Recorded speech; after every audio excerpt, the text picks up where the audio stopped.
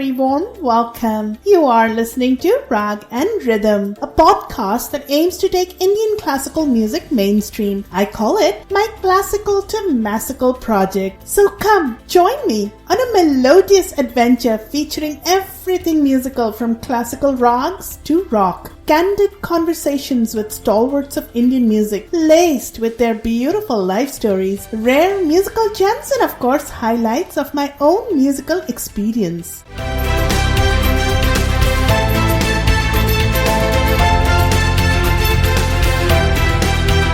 Are you a music lover? Do you want to learn how to sing? Are you aspiring to become a superior performing artist? Or do you want to create magic behind the microphone? Then you are at the right place. So do listen, share, and subscribe to my podcast.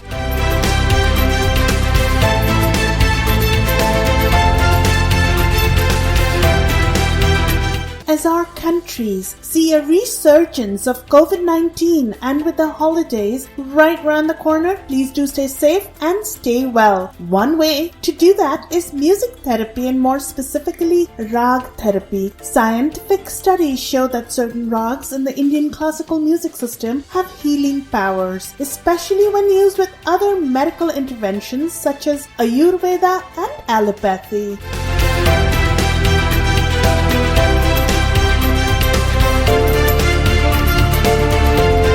So today, let me give you a glimpse into the world of healing through classical music. Dear listeners, have you stopped to think why some songs are so appealing to your senses? Why do they touch your heart and reach deep into your soul, calming your senses in the process? Is it the lyrics, the singers, the tune, or in the case of film songs, the actors picturizing them?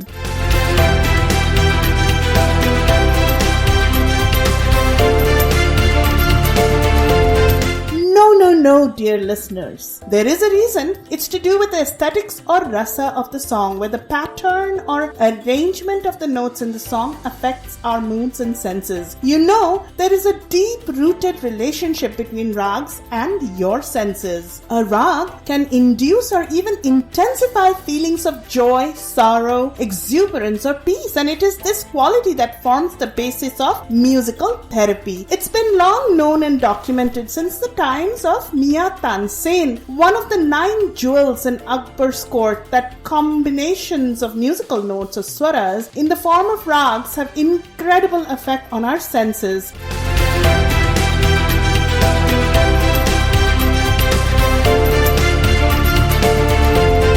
So who is Mia Tansen and why am I talking about him? Tansen or Ram Tanu was a prominent figure of North Indian style of Hindustani classical music. Born into a Hindu family, he was a musical prodigy and started his training at the age of 6 under the tutelage of a famed saint, also poet and musician of those days, Swami Haridas. He spent most of his adult life under the patronage of the king of Rewa, Raja Ram Chandra Singh, where he became famous.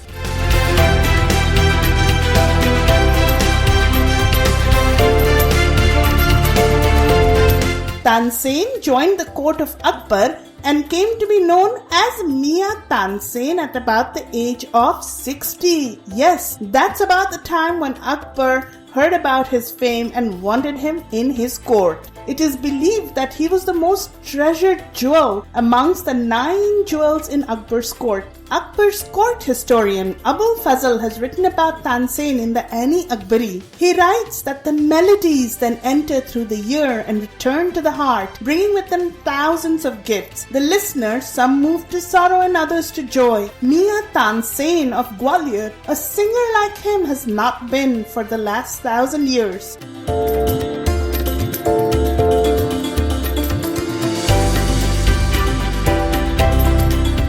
It is believed that Tansen died before Akbar, and therefore the lonely Japana Akbar in his own words wrote a doha or a couplet. Tansen so raag gai, hasibo ramibo bolibo, gayo birabara sata. Loosely translated, music disappeared with Tansen and laughter repartee in conversation with Birbal.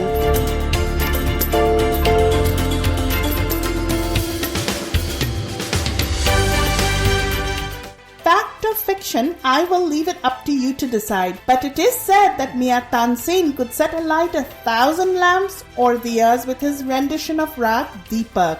And he could also make skies weep when he sang Raag Malhar. From the aggressive and fiery depths of the very somber Raag Deepak to the soothing, uplifting and blissful Raag Malhar. Yes, Raags can be mood changers. Incidentally, Raag Deepak is an almost extinct Raag laced with much secrecy and intrigue. Some believe that this Raag is cursed and should not be sung because it is powerful enough to engulf the performer in intense heat, leading to self-immolation. Personally though, I think it's all fabricated. However, Mia Tansen's singing was powerful enough to create psychological reactions and awaken certain senses in the listeners.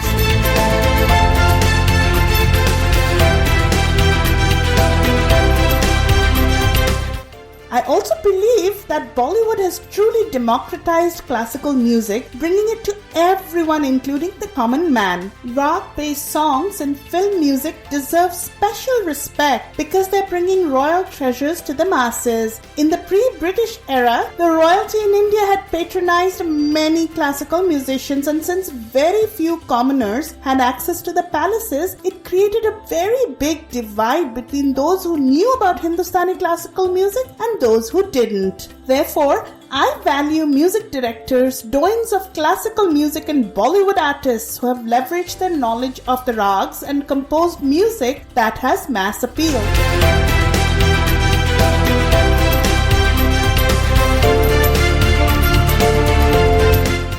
Here's a snippet of a Bollywood track from Hum Dil De Chuke Sanam, Alabela Sajana Ayore, probably one of Ismail Darbar's best compositions in the voice of three very good singers, Ustad Sultan Khan, Shankar Mahadevan and Kavita Krishnamurti. Alabela Sajana Ayore, Alabela Sajana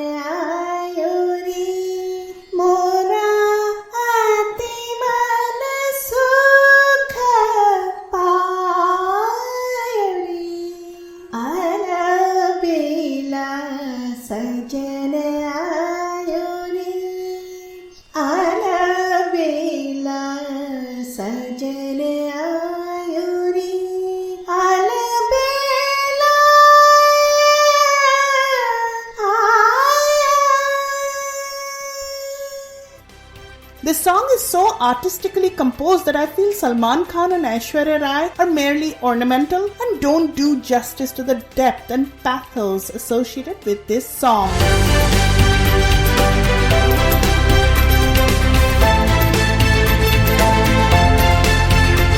Can you guess why this track sounds inspiring, calming and more weighted, to say the least? Of course, it's in the arrangement of the notes being used. It is composed in the morning Raag Ahir Bhairav. The Ahir are cowherds, milkmen and cattle breeders who live in the Gangetic plains of northern India. This Raag has been developed from the sounds produced from the tinkling of the cow bells early in the morning as they are being milked by the Ahir. Therefore the name Ahir Bhairav. Having grown up in a small town with cows grazing all around us, I can totally relate to the melodious sound of cowbells ringing at dawn, and what a refreshing effect that has on our busy and tired souls. Therefore, Ahir Bhairav is always associated with the beautiful dawn and awakening of your senses to a beautiful and bright new day, re-energized, calm and relaxed. Incidentally, this Raag also works its magic on patients suffering from anxiety and trauma.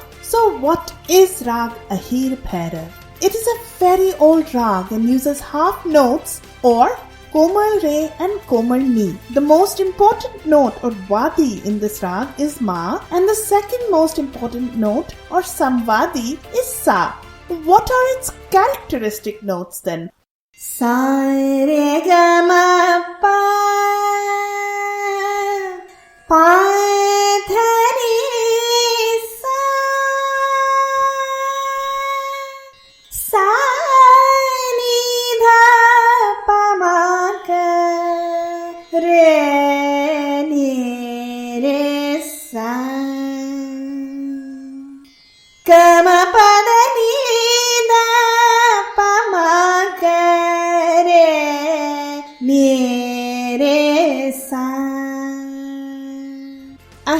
Bhairav is well known through many old Bollywood film songs. For example, पूछो न कैसे मैंने रैन बिताई, एक पल जैसे एक जुग बीता, एक पल जैसे एक जुग बीता, जुग बीते मोहे नींद न आई, पूछो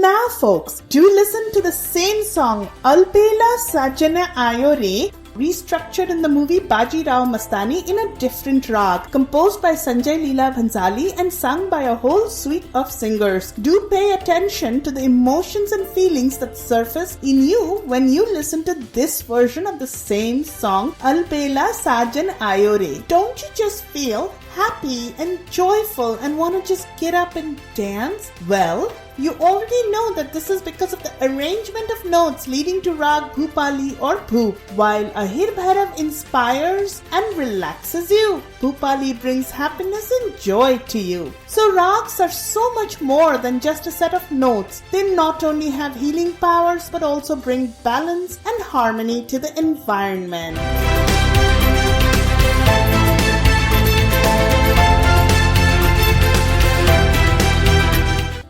Today, many seeking alternative forms of healing actually turn to musical therapy and Raags in addition to medical interventions. In parts of India, it is called Raag Chikitsa, healing through Raags. A research done by a group of engineering students at the Indian Institute of Technology, Kanpur, that is IIT Kanpur, suggests that in addition to overall well-being, classical Raags have a positive impact in recovering from heart trouble, metabolism issues, and even potentially fatal diseases like diabetes and hypertension. During the study, students actually listened to Raags that they had not heard before and their brain activity was mapped. You see, there is a bioelectrical phenomenon called neuron firing that happens when one neuron interacts with another neuron. A neuron is a cell that carries electrical impulses to various parts of our body. More firing means the brain becomes more active. The study showed that listening to Raags significantly spiked these firings. The study also found that when specific Raags were heard at particular times of the day, it helped cure various ailments. For example, when the students heard the very rich Raag Darbari Kannada for 10 minutes, their focus improved significantly and they were able to think fast on their feet and make decisions very quickly.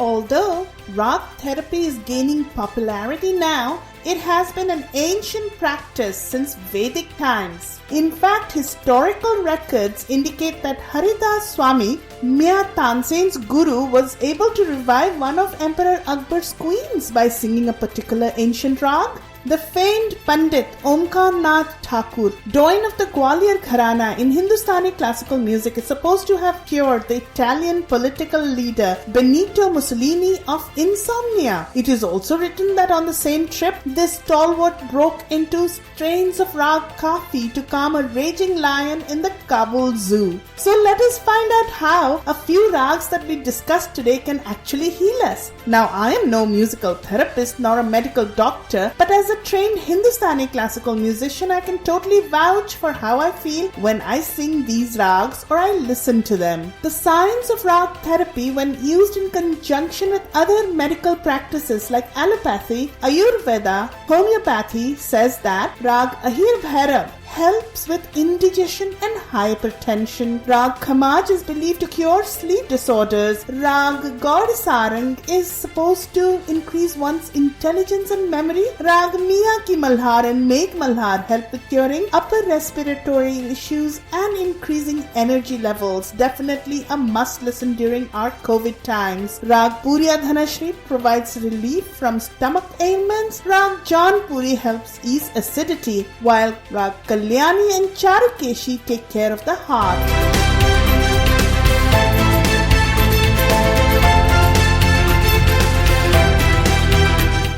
So dear listeners, if you have reached this far, then you are simply awesome because you took time out of your busy lives to listen to me. So a heartfelt thank you from your very own show host, Surili Shanta. I will be back again next week with another episode and another exciting musical adventure. If you liked this episode, please do subscribe to my podcast and share with your friends and family. Feel free to leave a comment. Thank you for listening and thank you for your time.